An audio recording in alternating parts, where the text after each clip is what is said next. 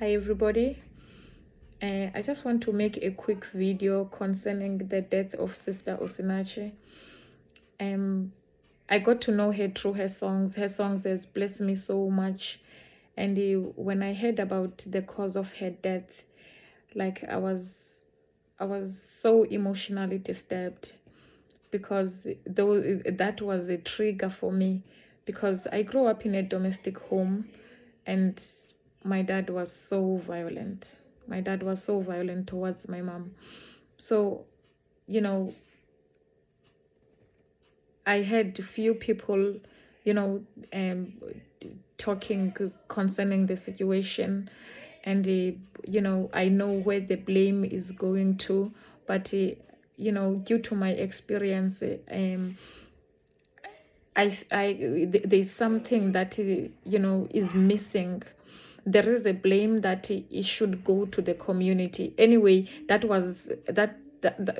is how I've been feeling, that the community could not do anything. The community could not help my mom. I remember,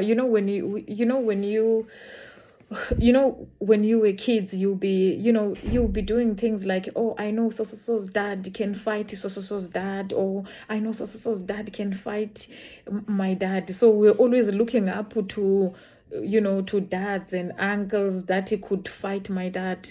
All what we knew, that my mom was helpless on the situation.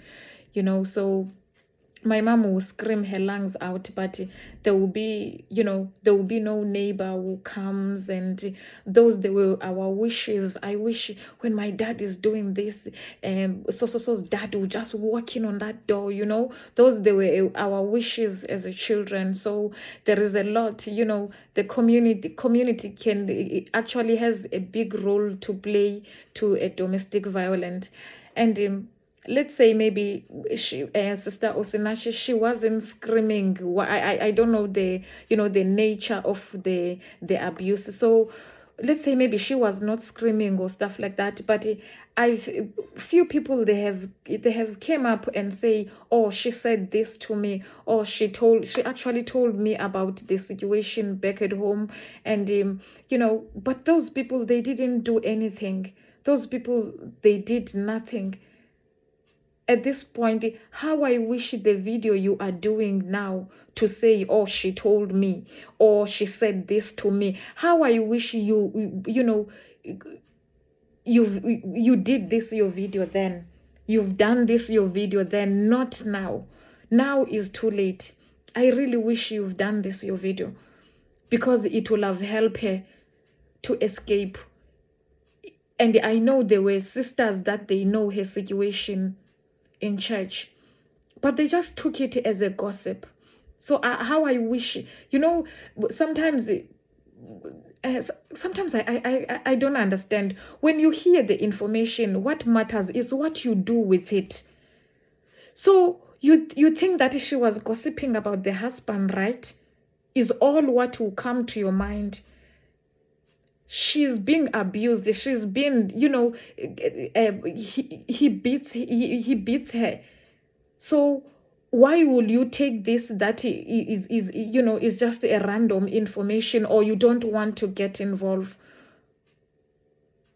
You see. And now for the children, I remember what my dad used to do to us. When my dad beat my mom and my mom finally escaped, my dad would be asking us questions like, oh, who do you love between me and your mother? Of course, we will say we love him. How can we say we love my mom in front of the beast? Of course, we say we love him. You see? So there is a lot, there is a behavior that is going on in a domestic violent home. So imagine that maybe she goes and tell the pastor. Those are the things that they were going on her mind. If she goes and call the pastor, and the pastor called the husband, you know that she's the one who's coming home, who is coming home with him. And then what is he going to do after that? Because after she have, it's complicated. is complicated. But I just want to say to those women, they think that they are in, they are in a marriages, violent marriages for the children. Please, you are not doing any good for the children, because in school I could not concentrate because I'm thinking my dad is with my mom all by himself. And even if my mom can cry, nobody will come out. Nobody will come out whatsoever. So there's a lot the community can do in this type of situation. And when I look at it to actually the people that she revealed the situation to, what is this guy's name now? Oh, J Israel or something like that. That guy, I mean, he's an influential blogger. So do you think she was hiding this? Now I'm just, throwing this question out there. Even if for other people, I want all of us to reflect in this. Do you think she would tell J Israel just the gossip, just gossiping about the husband? Do you think that's what she would do? Because she knows we all have our own, we all have our little world. So Osinach knows that the world of J Israel, like for instance, or if she hears anything like this, probably she will go on social media. Do you understand? Probably she will do a video. Probably this is what I'm getting from this. She was not hiding it. She was looking for a help. In fact, she was screaming for a help more than anything. Imagine if the same J Israel did the video about Osinach's domestic violence.